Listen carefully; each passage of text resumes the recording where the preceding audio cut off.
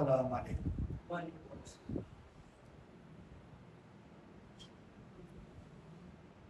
نحمدہ ونصلی ونسلم علی رسولہ الکریم، اما بعد۔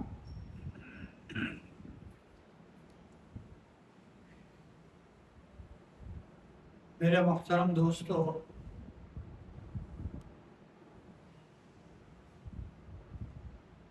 اللہ رب العزت نے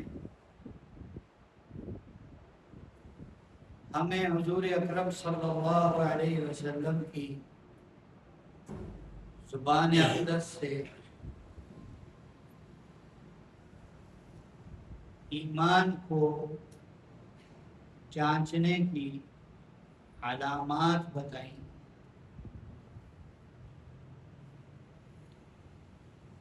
ایمان کامل ہے یا ناقص ہے، ایمان ہے یا نہیں ہے، ایمان ہے یا نفاق ہے۔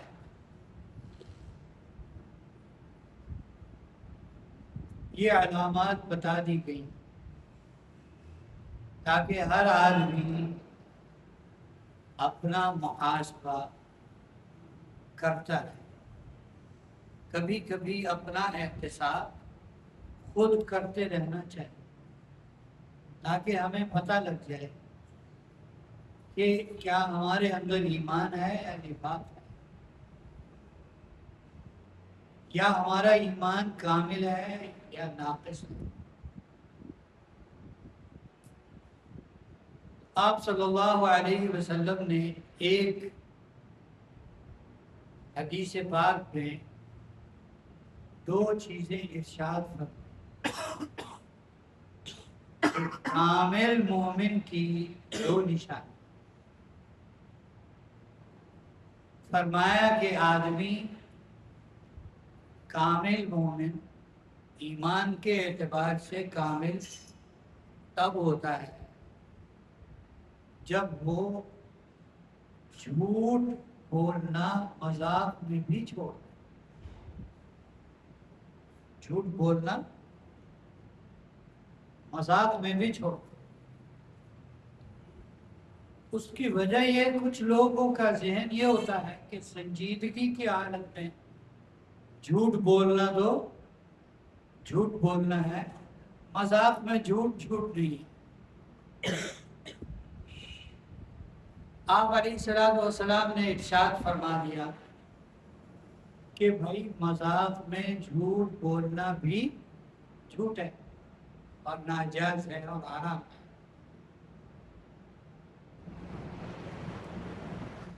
اور دوسری بات فرمائی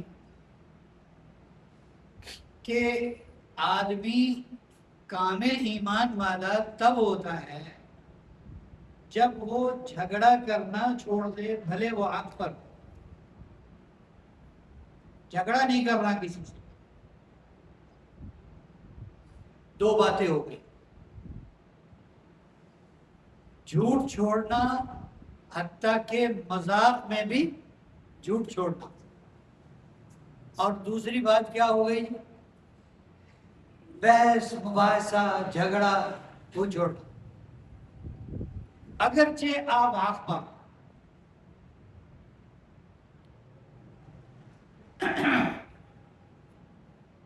جھوٹ بولنے کی بہت ہی سخت وعیدیں آئی۔ ایک حدیث میں آتا جس کا مفہوم ہے آپ نے فرمایا، جب مومن جھوٹ بولتا ہے تو اس جھوٹ کی بدبو سے فرشتے 1 میل دور چلے جاتے، رحمت کے فرشتے اس سے 1 میل دور چلے جاتے۔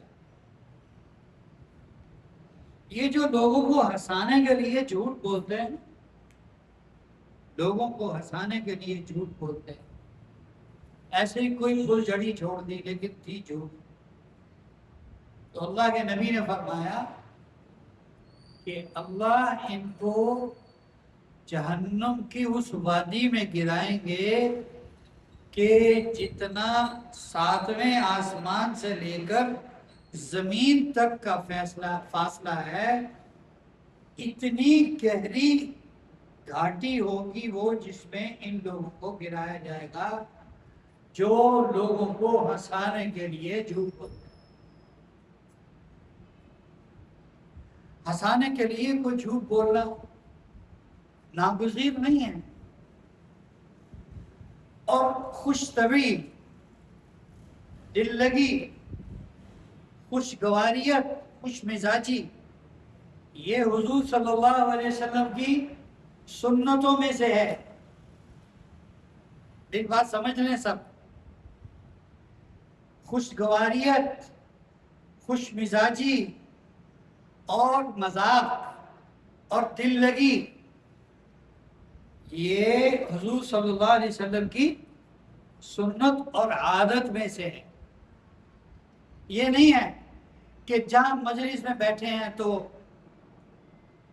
ایسے منہ بنا کے بیٹھ جائیں، یہ حضور کی سنت نہیں۔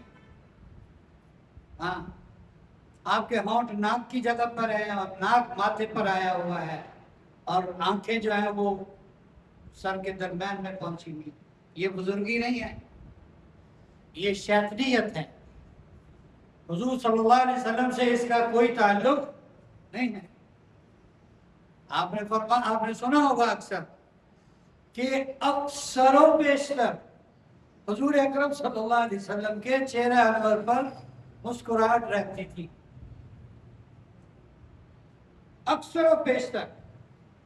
اور ہمارے یہاں کسی مجلس میں کوئی بزرگ دو چار بیٹھے ہو، بزرگ کیا ہوتے ہیں؟ بزرگ تو بھائی وہ ہوتا ہے جو سنت کے تابع ہو۔ وہ پتہ نہیں کون سی نسل ہے بزرگوں کی کہ جہاں کو ہنسنے کی بات آئی تو انہوں نے منہ اپنا ایسا بنا لیا کہ وہ سمجھ نہیں آ گئی کہ یہ ابھی تو کوئی اور بیٹھا ہوا تھا یار، ابھی پتہ نہیں کوئی ان میں کوئی جن بھوت اتر آیا ہے جس نے ان کا گلا دبا دیا ہے اور اس سے کہ مرنے کے قریب ہو گئے۔ حضور کی باقاعدہ سنت تھی، حضور صحابہ سے دل لگی کیا، صحابہ بھی ادب کے دائرے میں رہ کر حضور صلی اللہ علیہ وسلم سے ہنسی مذاق کیا کرتے تھے۔ ایک صاحب آئے، ایک صحابی حضور صلی اللہ علیہ وسلم کی خدمت میں حاضر ہوئے، آن کر کے عرض کیا حضرت ایک اونٹ چاہیے مجھے، سواری کے لیے ایک اونٹ مجھے چاہیے، اونٹ مرحمت فرمائے۔ آپ نے فرمایا بھائی میں تو تمہیں اونٹ کا بچہ ہی دے سکتا ہوں، میں تو تمہیں اونٹ کا بچہ ہی دے سکتا ہوں۔ اب وہ صحابی کہنے لگے حضرت میں اونٹ کے بچوں کو کیا کروں گا، مجھے تو اونٹ سواری کے لیے چاہیے، اس پر میں بیٹھ کے سفر کروں گا، تو اونٹ کا بچہ میرا وزن کہاں ہے؟ اس طرح کی باتیں انہوں نے کی۔ آپ نے مسکرا کر ارشاد فرمایا کہ بابا جو بھی اونٹ ہوگا کسی اونٹنی کا بچہ ہی تو ہوگا، جو بھی اونٹ ہوگا کسی اونٹنی کا بچہ ہی تو ہوگا، ارے بڑا ہو۔ تو ان کو اطمینان ہو گیا کہ ہاں بھائی میں نہیں سمجھا، حضور مذاق فرما رہے۔ ایک بوڑھی صحابیہ آئی حضور صلی اللہ علیہ وسلم کی خدمت میں، اور انہوں نے آ کر حضور سے عرض کیا کہ انہوں نے سوچا ہوگا میں بوڑھی ہو گئی ہوں، مرنے کے قریب ہوں، تو انہوں نے کہا کہ حضور میرے لیے دعا کر دیں اللہ مجھے جنت میں داخل فرما دیں۔ تو حضور نے فرمایا بھئی بوڑھیاں تو جنت میں نہیں جائیں، بوڑھیاں تو جنت میں نہیں جائیں۔ اب وہ بہت پریشان ہو گئی، رونے والی ہو گئی، اور ایسے جیسے ایک مایوسی کی کیفیت ان پر طاری ہوئی۔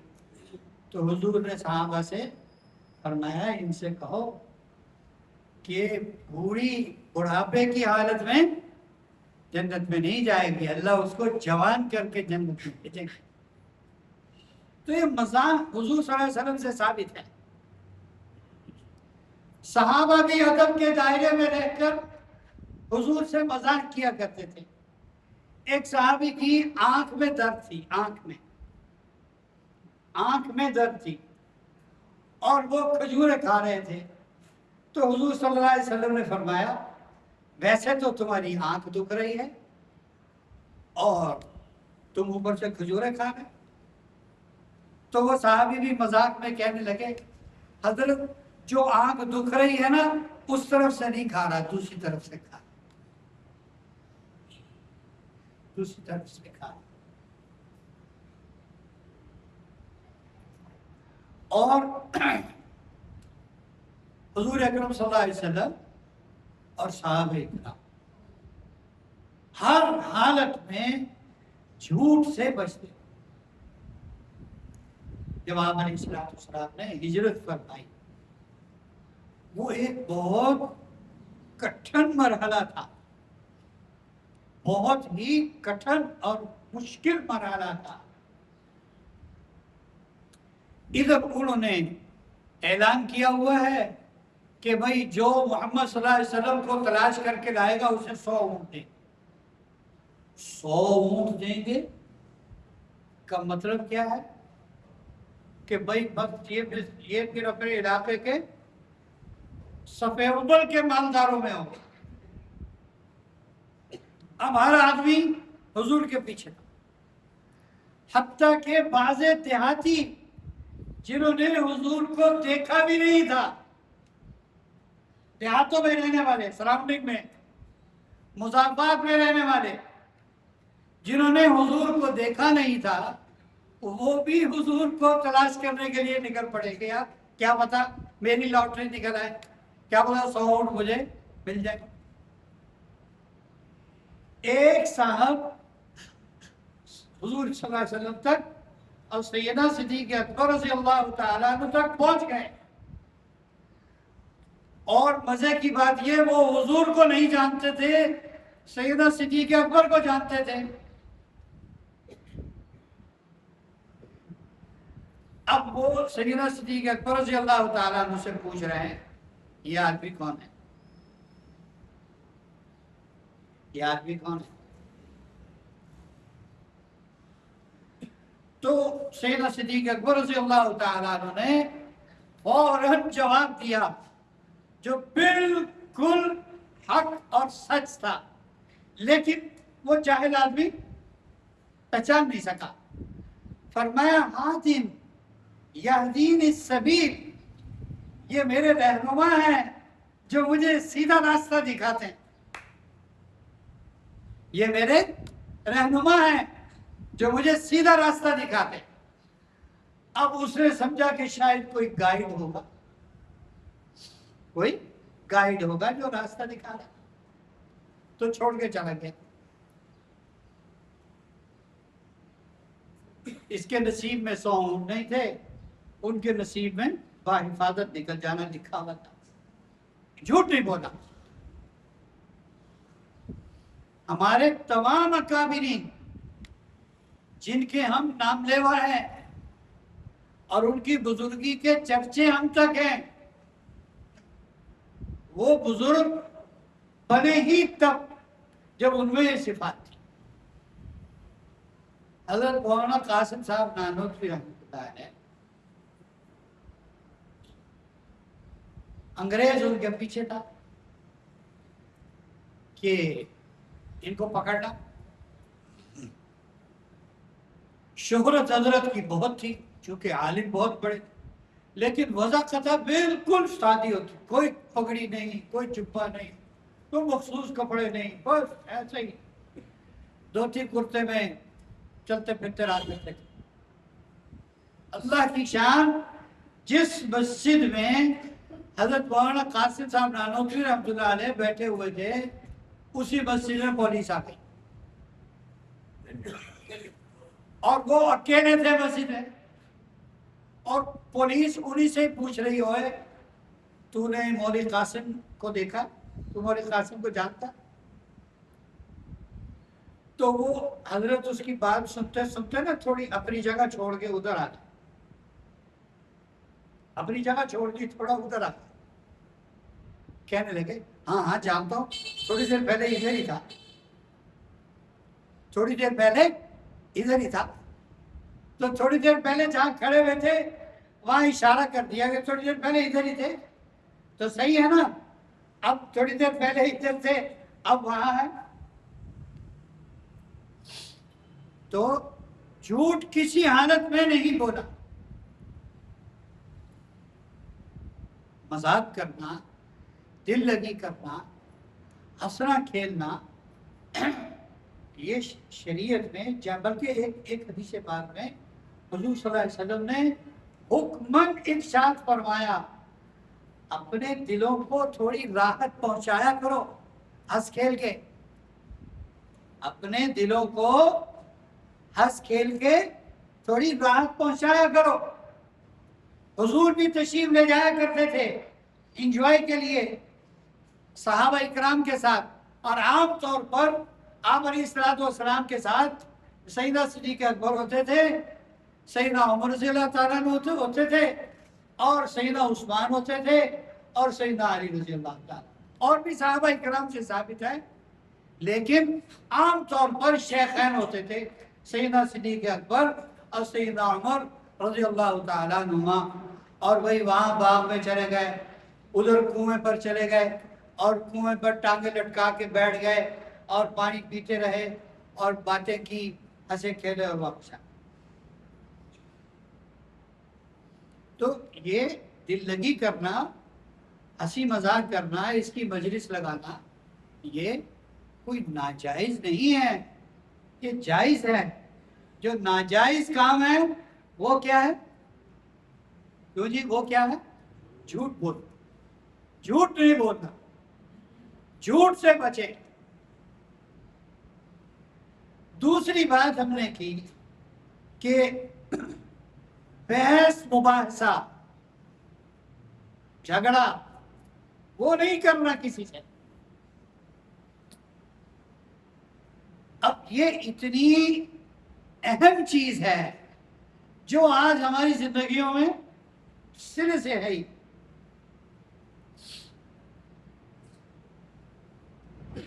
پہلے تو کفر اسلام کی جنگ تھی، اب ماشاءاللہ مسلکی جنگ ہے. کوئی دیوبندی ہے، کوئی بریلوی ہے، کوئی اہل حدیث ہے. وہ بھائی ساری چیزیں ہیں، ہر چیز اپنی جگہ ہے، ہر چیز اپنی جگہ ہے. اللہ میاں کی جنت کو اتنی چھوٹی نہیں ہے کہ اس میں صرف ایک ہی فرقہ جائے گا. اللہ میاں کی جنت کو اتنی چھوٹی نہیں ہے کہ اس میں تھوڑے سے لوگ دیکھو، بہت بڑی تعداد جنت میں جائے، بہت بڑی تعداد. اب دیکھیں، خدا کو مانتے ہیں، رسول کو مانتے ہیں. اللہ میاں سب کا ایک ہے، رسول سب کا ایک ہے، اور رسول بھی ایسا ہے کہ اس کے بعد کوئی اور رسول ہے ہی نہیں ہے. اور قرآن سب کا ایک ہے، اور کلمہ سب کا ایک ہے، قبلہ سب کا ایک ہے، مکہ مدینہ سب کا ایک ہے. اتنی باتیں ہیں جو ایک کر دینے والی ہیں. چھوٹی چھوٹی بات پر ہم لڑتے ہیں. اب مسلکی لڑائی آ گئی، ہر آدمی کہتا ہے میرا مسلک برحق ہے، دوسرے سارے جہنم میں جانے والے. یہ غلط. یہ جو سلسلہ کار ہے نا، یہ کیا ہے؟ یہ غلط ہے کہ ہمارا مسلک جنت میں جائے گا، باقی سارے جہنم میں جائیں گے. یہ جو شخص یہ دعویٰ کرتا ہے اس سے یہ پوچھنا چاہیے کہ تمہیں یہ کون سی کتاب میں لکھا ہوا ملا ہے جس کتاب کی کوئی آئیڈینٹیفیکیشن ہے؟ بتاؤ.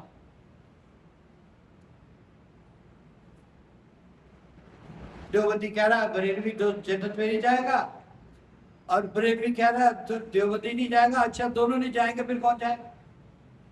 اگر دونوں نہیں جائیں گے تو کون جائے گا؟ اور دونوں مل کے کہہ رہے ہیں اہل حدیث جنت میں نہیں جائے گا. اچھا میں اہل حدیث، تینوں فائل ہو گئے. پھر آپ کو اللہ اختیار دے دے کہ جنت میں بھیجیں، پھر کس کو بھیج؟ ڈونلڈ ٹرمپ کو آپ جنت میں بھیجیں گے؟ کیوں جی؟ مسلکی بات جو ہے، مسلکی اختلاف جو ہے وہ تو شروع سے چلا آ رہا ہے. اور اللہ فرما رہے ہیں وَلَا يَزَالُونَ مُخْتَلِفِينَ إِلَّا مَنْ رَحِمَ رَبُّكَ وَلِذَلِكَ خَلَقَهُمْ. ان میں اختلاف رہے گا، ہمیشہ رہے گا، اختلاف ہمیشہ رہے گا، الا ہے کہ اللہ کسی پر اپنی رحمت کر دے وہ اختلاف سے بچ جائے۔ اختلاف سے بچ جائے کیا ہے؟ اپنے مسلک پر رہے، بھلے اپنا مسلک نہ چھوڑے۔ کون کہہ رہا اپنے مسلک چھوڑو؟ کوئی دین ایمان کا مسئلہ تھوڑی ہے، لیکن اللہ کا واسطہ ہے اپنے مسلک پر رہتے ہوئے دوسرے کو بھی حق پر سمجھے۔ کہ تھوڑا اختلاف ہے، تھوڑا اختلاف ہے۔ اب اس سب کے باپ پیچھے کون ہے؟ سب کے باپ پیچھے کون ہے؟ آدم علیہ السلام۔ ابھی ایک آدمی اٹھ کے کھڑا ہو کہ نہیں بھائی میں کہہ دوں کہ نہیں جی میرے تو ابو حاجی زاہد صاحب ہیں، تو یہ میری کیا ہوگی؟ بیوقوفی ہوگی۔ یہ میری کیا ہوگی؟ بیوقوفی ہوگی۔ پیچھے سب ذرا ذرا تھوڑی بھول بھلیاں ہیں، وہ تھوڑے کسی کے راستے میں کوئی موڑ زیادہ ہے، کسی کے راستے میں کم ہے، اور سارے چلتے چلتے بلا کر پہنچتے کہاں ہیں؟ اور اہل حدیث ہو، بریلوی ہو، دیوبندی ہو، فلانا ہو، نماز میں منہ سب کا کس طرف ہوتا ہے؟ کیوں جی؟ قبلے کی طرف ہوتا ہے نا، بیت اللہ کی طرف ہوتا ہے۔ تو آج آ کے سارے پہنچتے کہاں ہیں؟ وہیں پر ہیں۔ تو یار اتنا لڑنے بھڑنے کی کیا ضرورت ہے؟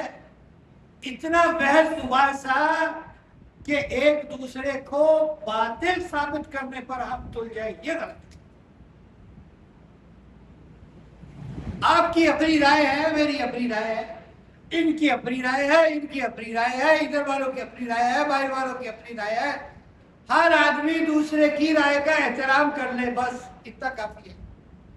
اچھا بھائی ٹھیک ہے، تمہاری رائے یہ ہے، یہ تمہاری رائے ہے بھائی، اپنی رائے کسی کے اوپر مسلط نہیں کرنی چاہیے، اپنی رائے کسی کے اوپر مسلط نہیں کرنی چاہیے۔ جب ہم میں سے ہر آدمی فتویٰ ہاتھ میں لے کے پھرتا ہے، تو نے یہ نہیں کیا لہذا تیری نماز نہیں کی، تمہیں اللہ میاں نے بتایا اس کی نماز نہیں، تمہیں اللہ میاں نے بتایا اس کی نماز نہیں، کیسے کہہ رہے ہیں آپ کہ اس کی نماز نہیں ہوئی؟ تو لوگ محنت کر رہے ہیں، کچھ لوگ محنت کرتے ہیں کہ بے نمازیوں کو، اب ذرا تھوڑی بات سمجھنے کی ضرورت ہے، کچھ لوگ محنت کر رہے ہیں کہ بے نمازیوں کو گھیر گھار کے سمجھا بجھا کے مسجد میں لاتے ہیں کہ بھائی بابا نماز پڑھو، اور ادھر آ کر ایک شیطان ان کو کہتا ہے چلو یہ نہیں کیا تمہاری نماز نہیں ہوئی، لو جی، وہ کہتا ہے لو بابا پناہ خدا کی آئندہ نہیں آؤں گا مسجد میں، آئندہ نہیں آؤں گا۔ ایک کہتا ہوتی ہے، ایک کہتا نہیں ہوتی۔ زیادہ محنت کیا ضروری ہے؟ بے نمازیوں کو نمازی بنانے کی محنت زیادہ ضروری ہے یا یہ فتویٰ لگانا کہ تو نے یہ نہیں کیا تیری نماز نہیں؟ تھوڑا سا ہم اعتدال کی راہ اپنا دوسروں کو بھی اس دنیا میں تھوڑی جگہ دیں، دوسروں کو بھی اس دنیا میں تھوڑی سی جگہ دیں۔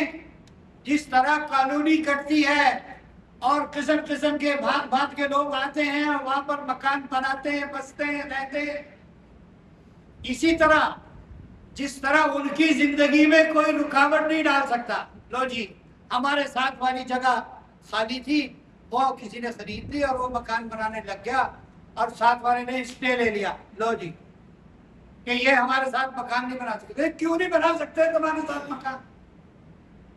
تمہیں تکلیف کیا ہے؟ کیوں نہیں بنا سکتے تمہارے ساتھ مکان؟ جگہ ہے نا، جگہ خریدی انہوں نے، ان کا حق ہے۔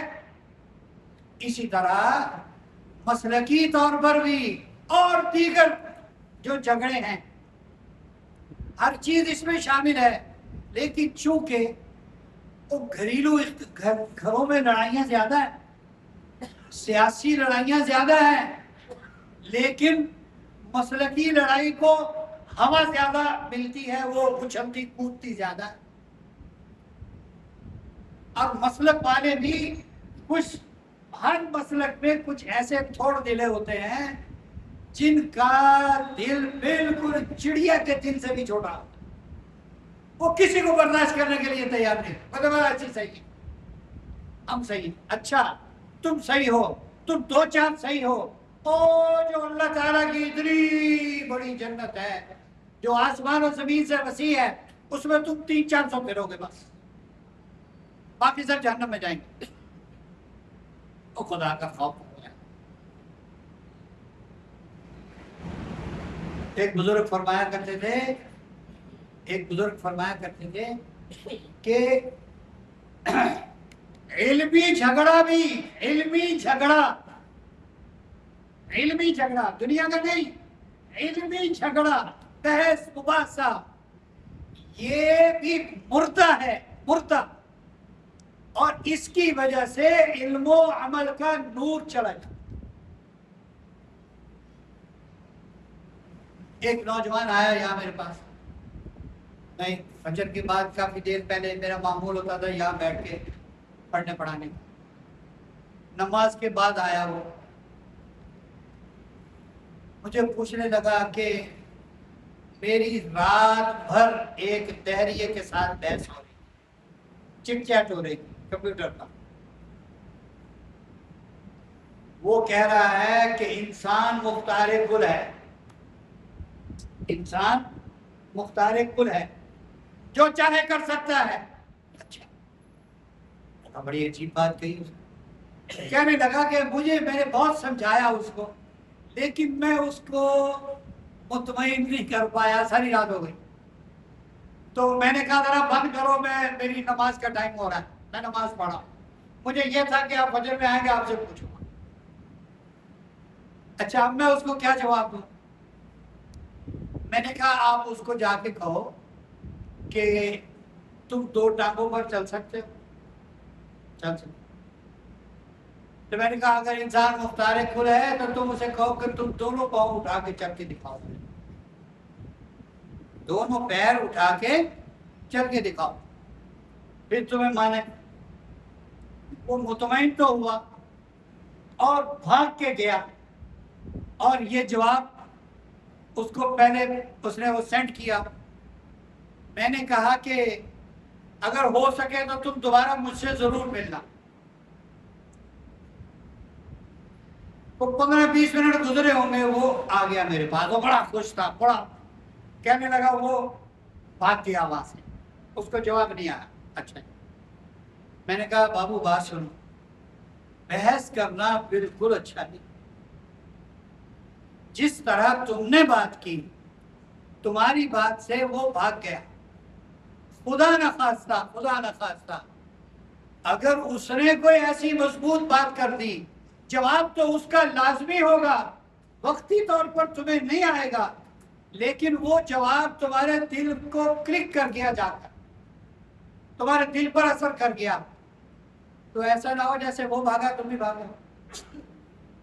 وہ تو بھاگا ہے کفر سے، اور تم اگر بھاگ گئے تو کس سے بھاگو گے؟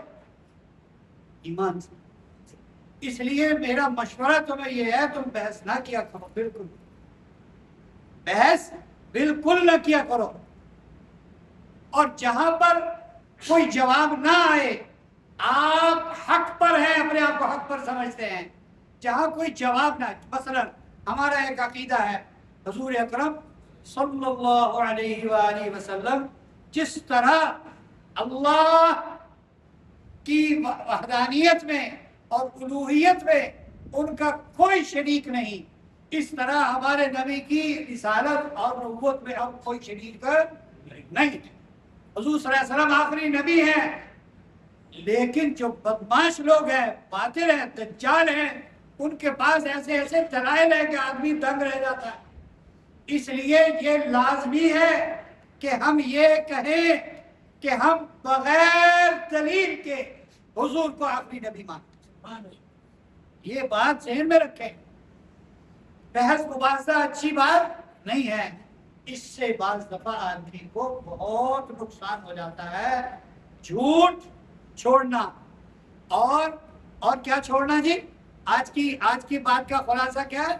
جھوٹ چھوڑنا، مذاق میں بھی جھوٹ چھوڑنا، اور دوسرا بحث جھگڑا کسی سے نہیں کرنا ہے. لو بھائی تم تو جھگڑا کر رہا کرو بھائی، میں نہیں جھگڑا کر سکتا، میں تو چاہ. السلام علیکم. اللہ ہمیں عمل کی توفیق عطا فرمائے.